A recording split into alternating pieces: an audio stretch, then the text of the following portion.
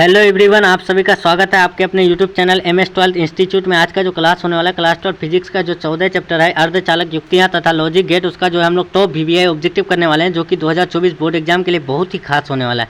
तो जितने भी स्टूडेंट अगर क्लास 12 का फाइनल बोर्ड एग्जाम 2024 में देना चाहते हैं तो वो इन तक जरूर देख लीजिएगा दोस्तों। और इस क्लास का PDF जिस भी स्टूडेंट को चाहिए तो आप लोग व्हाट्सअप ग्रुप और टेलीग्राम ग्रुप में ज्वाइन हो सकते हैं। व्हाट्सअप ग्रुप और टेलीग्राम ग्रुप का लिंक जो है डिस्क्रिप्शन बॉक्स में दे दिया गया है या फिर कमेंट बॉक्स में पिन कर दिया गया है, तो वहाँ से आप लोग जो है लिंक पर क्लिक करके ज्वाइन हो सकते हैं और पर डे क्लास का PDF ले सकते हैं। तो चलिए दोस्तों, आज का क्लास शुरू करते हैं। देखते हैं हम लोग सबसे पहला क्वेश्चन क्या है। सबसे पहला क्वेश्चन देखिए कि व्हीटस्टोन सेतु से तुलना करता है। तो व्हीटस्टोन सेतु से जो तुलना करता है किसका? प्रतिरोधों का, धाराओं का, विभवांतरों का, सभी का। तो राइट आंसर बता दें, व्हीटस्टोन से सेतु से जो तुलना करता है वो आपको प्रतिरोध का करता है। राइट आंसर क्या होगा? ऑप्शन नंबर ए होगा। नेक्स्ट क्वेश्चन दूसरा नंबर देखते हैं, तांबा का कार्यफलन होता है। तो तांबा का कार्यफलन जो होता है वो आपका क्या होता है?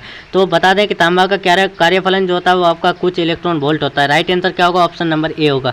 नेक्स्ट क्वेश्चन तीसरा नंबर देखते हैं। तीसरा नंबर क्या है कि किसी विभव मापी की संवेदनशीलता को बढ़ाने के लिए कोई भी विभव मापी की संवेदनशीलता को बढ़ाएंगे तो उनके लिए क्या करना पड़ेगा? तो उनके लिए जो करना पड़ता है ना वो आपका इसकी जो है अनुप्रस्थ क्षेत्र को बढ़ाना चाहिए। तो राइट आंसर क्या होगा? ऑप्शन नंबर ए होगा। नेक्स्ट क्वेश्चन देखते हैं 4 नंबर कि आवेश का पृष्ठ घनत्व का मात्रक होता है। तो आवेश का पृष्ठ घनत्व का जो मात्रक होता है वो कूलम्ब पर मीटर स्क्वायर होता है। तो राइट आंसर क्या होगा कि आवेश का पृष्ठ घनत्व का जो मात्रक होता है वो क्या होता है? कूलम्ब पर मीटर स्क्वायर होता है। राइट आंसर क्या होगा? ऑप्शन नंबर ए होगा। नेक्स्ट क्वेश्चन देखते हैं। Next question 5 number. 5 नंबर क्या है कि विभव मापी में प्रयोग में जब गैल्वेनोमीटर में शून्य विक्षेप होता है तब धारा का प्रवाह क्या होता है? तो तब धारा का प्रवाह क्या होगा? जब भी हम लोग गैल्वेनोमीटर में शून्य विक्षेप होता है तो धारा का जो प्रवाह होता है तो वो किस में होता है? तो गैल्वेनोमीटर परिपथ में ही नहीं होता है। राइट आंसर क्या होगा? ऑप्शन नंबर बी होगा, याद रखना है। नेक्स्ट क्वेश्चन देखते हैं। Next question 6 number. 6 नंबर क्या है कि वीबर हॉल मोबाइल आवेश वाहक होते हैं। तो वीबर हॉल अब मोबाइल आवेश वाहक जो होता है वो क्या होता है? तो वो आपका फोर्बिडन ऊर्जा अंतराल में होता है। राइट आंसर क्या होगा? ऑप्शन नंबर बी होगा, याद रखना है। नेक्स्ट क्वेश्चन 7 नंबर क्या है कि ट्रांजिस्टर की धारा लाभ अल्फा परिभाषित होता है। तो ट्रांजिस्टर की धारा लाभ अल्फा परिभाषित होता है तो किस में होता है? तो आपका IC/IE द्वारा परिभाषित होता है। तो राइट आंसर क्या होगा? ऑप्शन नंबर बी होगा, याद रखना है। नेक्स्ट क्वेश्चन 8 नंबर देखते हैं। 8 नंबर आपका क्या है कि वैसी युक्ति जो सौर ऊर्जा को विद्युत ऊर्जा में परिवर्तित करता है उसे कहते हैं। तो वैसी युक्ति जो सौर ऊर्जा को विद्युत ऊर्जा में बदलता है ना तो उसे हम लोग कहते हैं सौर सेल कहते हैं, याद रखना है। इसका right answer option number A होगा, सौर सेल। नेक्स्ट क्वेश्चन 9 नंबर देखते हैं। 9 नंबर क्या है कि सौर सेल पैनल का उपयोग किया जाता है। तो सौर सेल पैनल का जो उपयोग किया जाता है तो वो आपका कृत्रिम उपग्रह में उपयोग किया जाता है। तो इसलिए इसका राइट आंसर क्या होगा? ऑप्शन नंबर ए होगा। नेक्स्ट क्वेश्चन 10 नंबर देखते हैं। 10 नंबर क्या है कि गैप संधि द्वारा अधिकांश प्रकाश उत्सर्जित होता है। तो गैप संधि जो है उसमें जो अधिकांश प्रकाश उत्सर्जित जो होता है ना वो आपका रेड और ग्रीन में होता है। रेड और ग्रीन में होता है। किसमें? रेड और ग्रीन में, मतलब कि लाल और हरा में होता है। तो इसीलिए इसका करेक्ट आंसर क्या होगा? लाल और हरा में अधिकांश प्रकाश उत्सर्जित होता है गैप संधि द्वारा। नेक्स्ट क्वेश्चन देखते हैं। Next question 11 number. संयोजक ऊर्जा बैंड तथा चालन ऊर्जा बैंड के बीच के अंतराल को कहते हैं। तो संयोजक बैंड तथा चालन बैंड के बीच जो ऊर्जा अंतराल है उनको हम लोग क्या कहते हैं? तो उनको कहते हैं बैंड गैप कहते हैं। राइट आंसर क्या होगा? ऑप्शन नंबर बी होगा। नेक्स्ट क्वेश्चन 12 नंबर देखते हैं। 12 नंबर क्या है कि सुचालक पदार्थ में संयोजक बैंड तथा चालन बैंड के बीच। तो सुचालक पदार्थ में संयोजक बैंड तथा चालन बैंड के बीच जो होता है वो क्या होता है? तो वो आपका पतला बैंड गैप होता है। क्या होता है? पतला बैंड गैप होता है। तो राइट आंसर क्या होगा? ऑप्शन नंबर बी होगा। नेक्स्ट क्वेश्चन 13 नंबर देखते हैं। 13 नंबर क्या है आपका कि 1 वोल्ट बराबर होता है। तो 1 वोल्ट जो बराबर होता है वो किसके? तो 1 जूल पर कूलम्ब के बराबर होता है 1 वोल्ट। तो राइट आंसर क्या होगा? ऑप्शन नंबर बी होगा। नेक्स्ट क्वेश्चन 14 नंबर क्या है? 14 नंबर कि कार्बन प्रतिरोध का कलर कोड में लाल रंग का मान होता है। तो लाल रंग देखिए, कार्बन कलर कोड आप लोग को याद रखना है कैसे?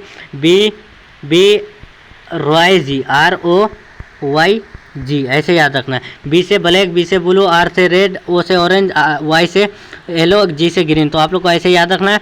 तो अब स्टार्टिंग से क्या करना है? तो 0 से स्टार्ट करना है। 0 1 2 3 4 5। तो आप लोग को पता होगा ब्लैक का 0, ब्लू का 1, रेड का 2 और ऑरेंज का 3 और येलो का 4 और ग्रीन का 5 होता है। तो ऐसे आप लोग को याद रखना है। बी रॉय जी। कौन सा ट्रिक याद रखना है? बी रॉय जी, ठीक है। रॉय जी यानी black, blue, red, orange, yellow, green. और उसके बाद 0 से स्टार्ट कर देना, जितना आएगा वो ही जो है कोड होता है। तो लाल का हम लोग का कितना आया? तो 2 आया। तो राइट आंसर क्या होगा? ऑप्शन नंबर सी होगा। नेक्स्ट क्वेश्चन 15 नंबर देखते हैं। Sorry 17 number.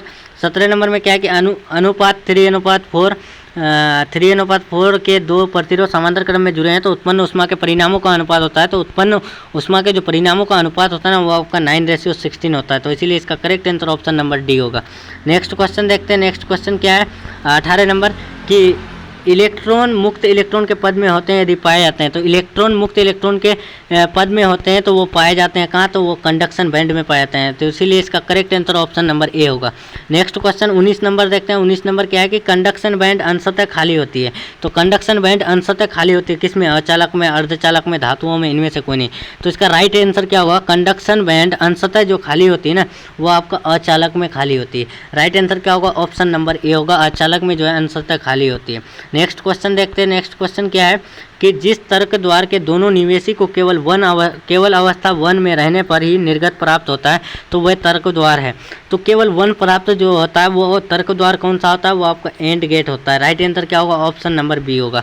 एंड गेट में क्या होता है, केवल अवस्था 1 में रहने पर ही निर्गत प्राप्त होता है। नेक्स्ट क्वेश्चन 21 नंबर देखते हैं। 21 नंबर, यदि किसी लॉजिक गेट के दोनों निवेशी को की अवस्था 0 रहने पर, दोनों निवेशी ए और बी 0 है और उनमें जो निर्गत प्राप्त होता है 1 होता है, तब वो लॉजिक गेट कौन सा कहलाएगा, तो तब वो लॉजिक गेट जो कहलाता है ना वो आपका कहलाता है नोर गेट। क्योंकि 0 और 0 को हम लोग जोड़ेंगे तो कितना आएगा, 0 आएगा। तो ए प्लस बी, देखो ए प्लस बी उसमें रेकरिंग आने पर क्या हो जाता है कि 0 के जगह में 1 आ जाता है। तो 0 के जगह में यहाँ 1 आया तो 1 आया तो इसीलिए कौन सा आ जाएगा, नोर गेट आ जाएगा। क्योंकि और गेट में क्या होता है कि 0 और 0 को करने पर 0 आता है, ठीक है। लेकिन 0 और 0 को नोर गेट में अगर जोड़ने पर वो जो है 0 से परिवर्तित यानी चेंज होकर के 1 में आ जाता है। तो राइट आंसर कौन सा होगा, नोर गेट होगा।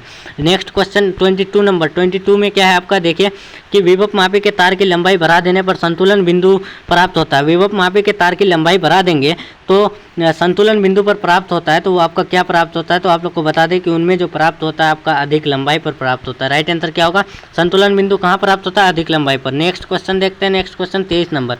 23 नंबर क्या है कि बाह्य चालक में विद्युत चालक संभव है। तो बाह्य अर्ध चालकता में विद्युत चालक संभव है तो कहाँ, उच्च तापक्रम पर, प्रत्येक तापक्रम पर 36 डिग्री सेल्सियस पर और 98 डिग्री फ़ारेनहाइट पर। तो राइट आंसर क्या होगा कि इसका जो राइट आंसर होता है ना वो आपका प्रत्येक तापक्रम पर बाह्य अर्धचालक में विद्युत चालक संभव है। इसीलिए right answer option number B होगा। Next question 24 number. 24 नंबर क्या है कि सेल का विद्युत वाहक बल मापा जा सकता है। तो सेल का विद्युत वाहक बल जो है मापा जा सकता है किससे, वोल्ट मापी से, धारा मापी से, गैल्वेनोमीटर द्वारा, विभव मापी द्वारा। तो राइट आंसर इसका जो होगा विभव मापी द्वारा होता है, ठीक है। विभव मापी द्वारा क्या होता है, सेल का विद्युत वाहक बल मापा जा सकता है। तो इसलिए इसका right answer option number D. Next question देखते हैं। 25 नंबर। तो शुद्ध जर्मेनियम प्राप्त होता है तब उसे मिलाया जाता है। तो शुद्ध जर्मेनियम प्राप्त करने के लिए हम लोग किससे मिलाते हैं, इंडियम, सोना, तांबा, आर्सेनिक। तो राइट आंसर इसका बता दें कि शुद्ध जर्मेनियम प्राप्त करने के लिए उन्हें जो हम लोग मिलाते हैं इंडियम से मिलाते हैं। इसीलिए इसका राइट आंसर क्या होगा, ऑप्शन नंबर ए होगा।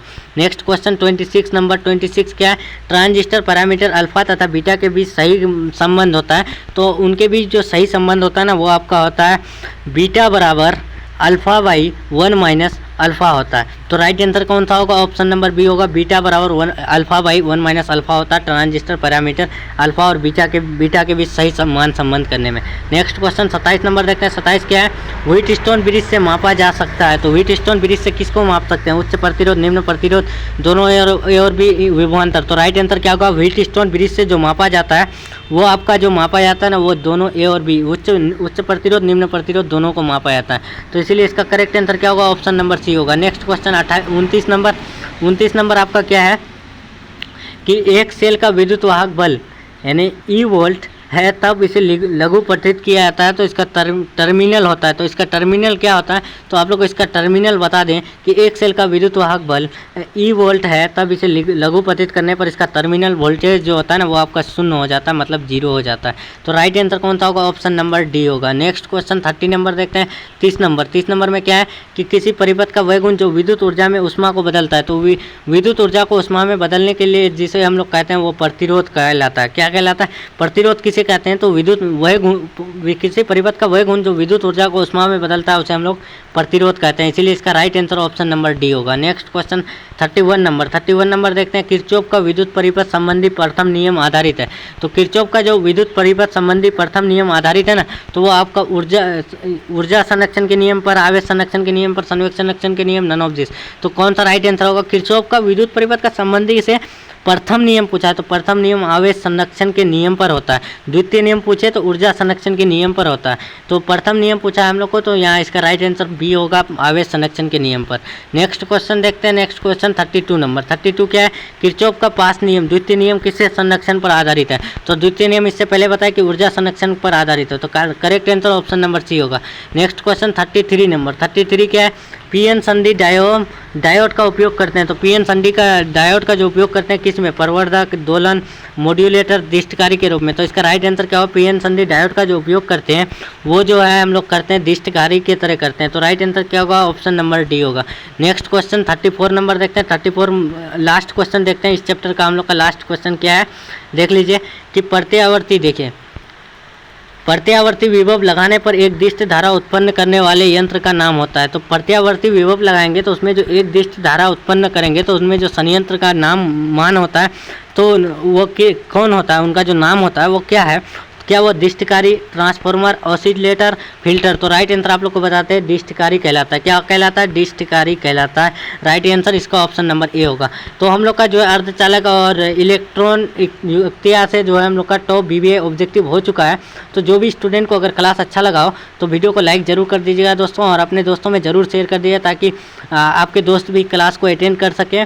तो हम लोग का जो है आज फिजिक्स का 14 चैप्टर कंप्लीट हो गया और एक चैप्टर है, उसके बाद नेक्स्ट चैप्टर हम लोग करके उसके बाद जो है VBA क्वेश्चन में आएंगे। तो चलिए दोस्तों, अगर आप लोग को क्लास अच्छा लगा है तो वीडियो को लाइक ज़रूर कर दिए और अपने दोस्तों में ज़रूर शेयर कर दिए ताकि आने वाली आने वाली क्लासेज में आपके दोस्त भी आ सके। तो चलिए दोस्तों, मिलते हैं नेक्स्ट क्लास में नेक्स्ट टॉपिक के साथ। तब तक के लिए बाय, अल्लाह हाफिज़, take care. Till then PDF चाहिए तो ग्रुप में ज्वाइन हो जाइएगा।